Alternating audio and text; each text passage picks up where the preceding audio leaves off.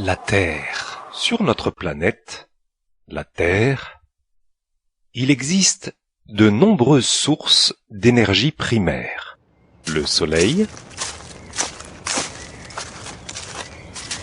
la biomasse, le bois et toute la végétation,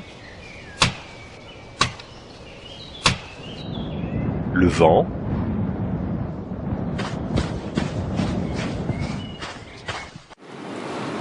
l'eau aussi.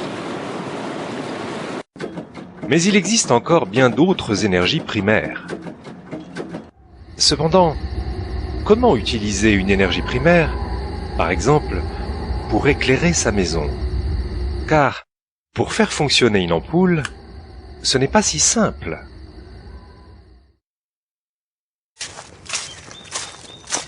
Pour faire fonctionner une ampoule, l'homme ne peut pas aller pêcher le soleil, ni chasser le vent,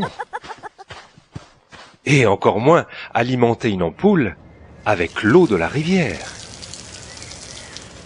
Non, après avoir bien observé la nature, l'homme a compris qu'il lui faudra beaucoup réfléchir pour transformer une source d'énergie primaire qui ne semble pas très pratique en énergie utilisable.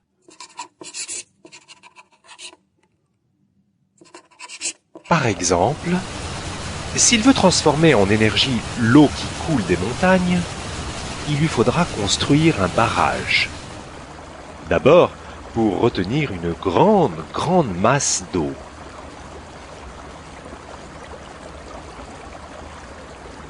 Puis, laisser passer cette eau dans un tuyau qui fera tourner les hélices d'une grosse turbine.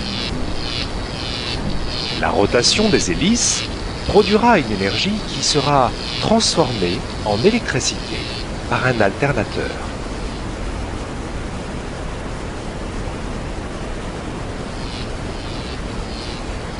Et hop, voilà cette énergie électrique transportée par des lignes à haute tension, puis par des plus petits câbles,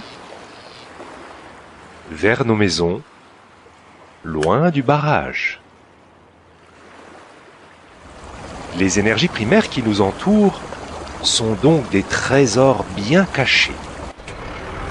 Ces trésors demandent à l'homme un gros travail pour les transformer en énergie utile, et nous puisons encore et encore notre énergie dans l'environnement, que nous transformons souvent de manière irréversible.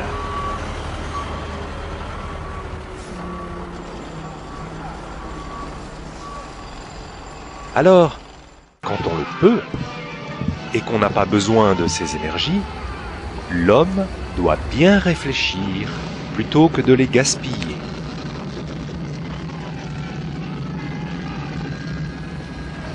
Pour protéger notre planète, la Terre, apprenons à faire les bons gestes.